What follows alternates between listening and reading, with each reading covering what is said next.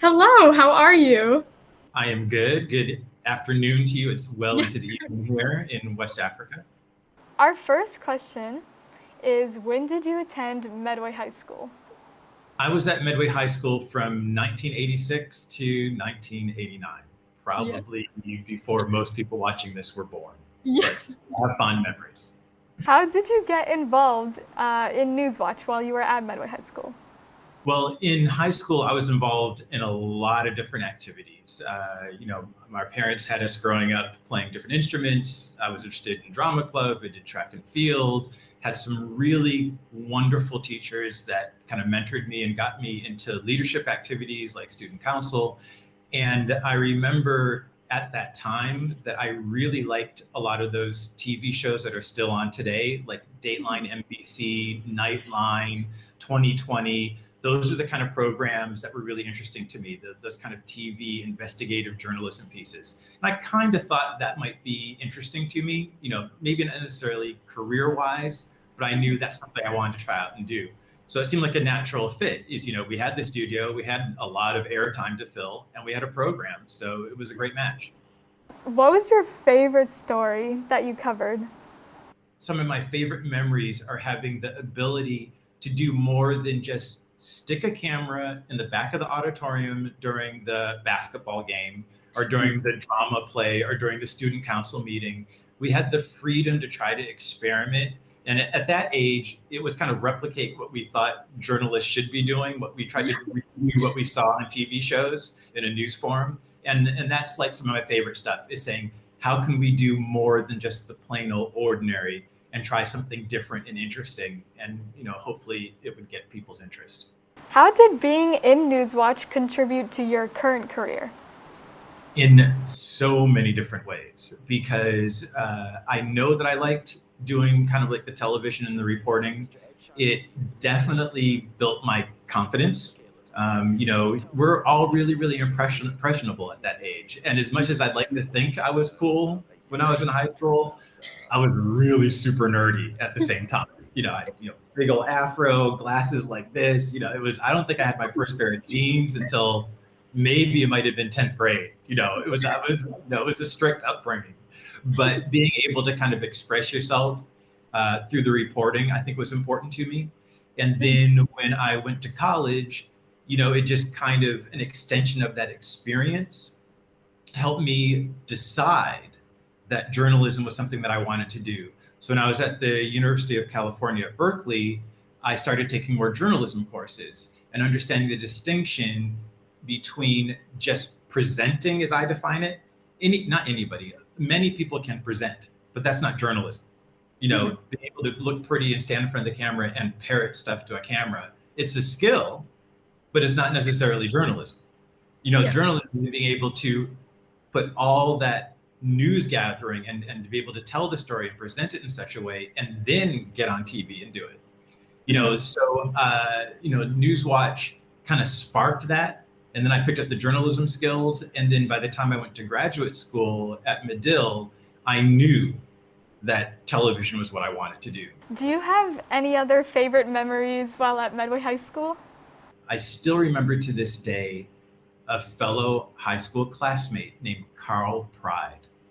And Carl Pride was all about Newswatch. It had a different name when we were in school. You always found him in the studio. He always had a positive attitude. He was always willing to work with you, work the late hours. And that's something that's really rare. Not just personality type, but also in the broadcast industry.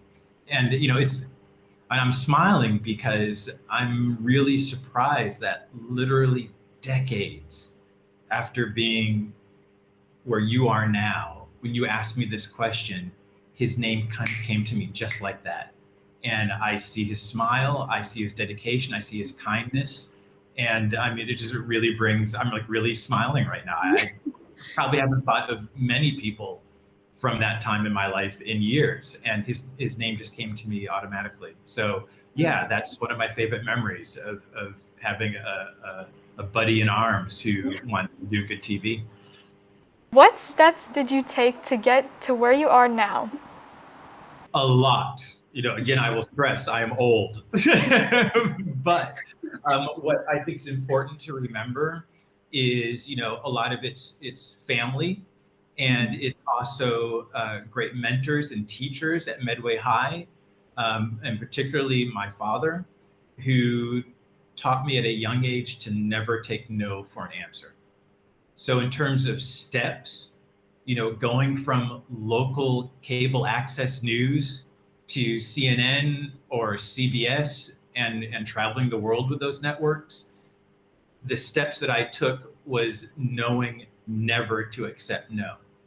When I was told I wasn't good enough, I said no.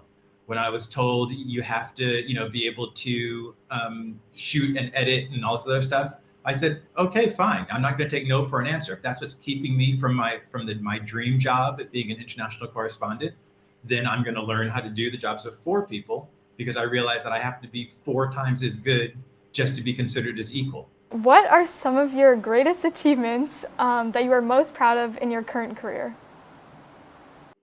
At one point in my career, I was dispatched alone to Iraq during the US-led invasion of Iraq. And I was actually embedded and living with US troops in northern Iraq in a small town called Tikrit. So when I was in Tikrit, I was the first reporter to discover when US forces had captured the then head of state, Saddam Hussein, and I had my own exclusive video that I had shot. So at that point, that was kind of a big deal. You had this young reporter who, at that time, I wasn't formally a correspondent. Sometimes I was a producer, sometimes I was a news writer, and I knew I wanted to be a correspondent. So here's this, mid 30-year-old guy in the middle of nowhere doing a one-man band, or I guess we call it MMJ, who got the biggest story of the war. That other people would probably point to. And I, along with my CNN colleagues, we were well honored by the industry for that. But if you ask me personally, what are some of my proudest moments?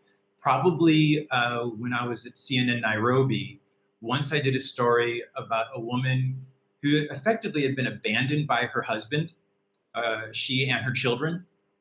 And in doing the story and talking to her with a translator, we learned that her husband had long left. She was not the youngest person, but she had young kids.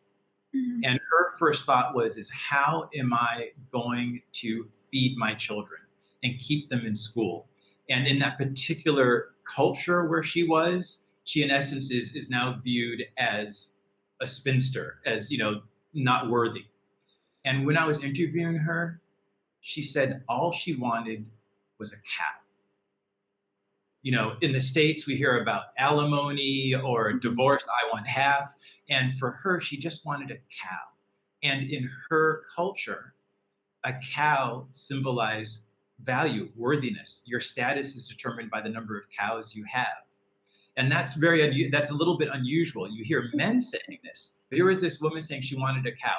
And when our story aired, it really caused a bit of an uproar and a change in attitudes. And I think eventually even a change in policy on how divorce is treated and what are separation rights, what obligations do people have towards the spouse that you're leaving and the children.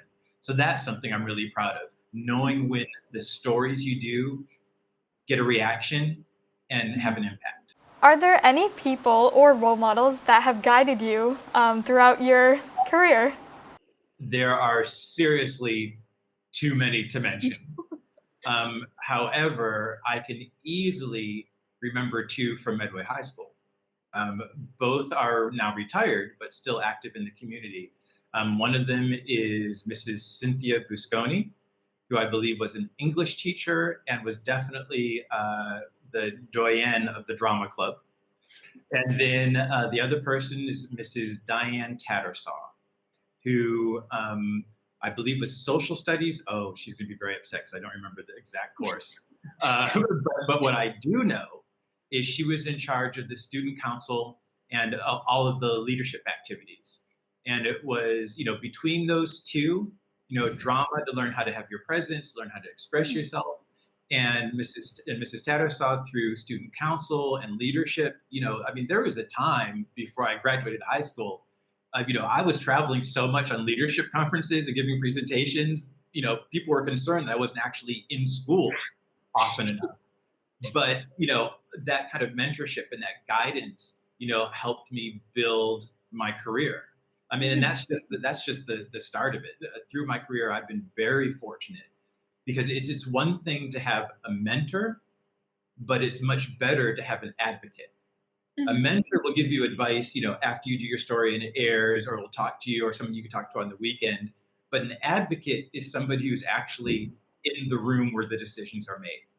Well, thank you so much for doing this interview. I really greatly appreciate it. No, I'm glad to.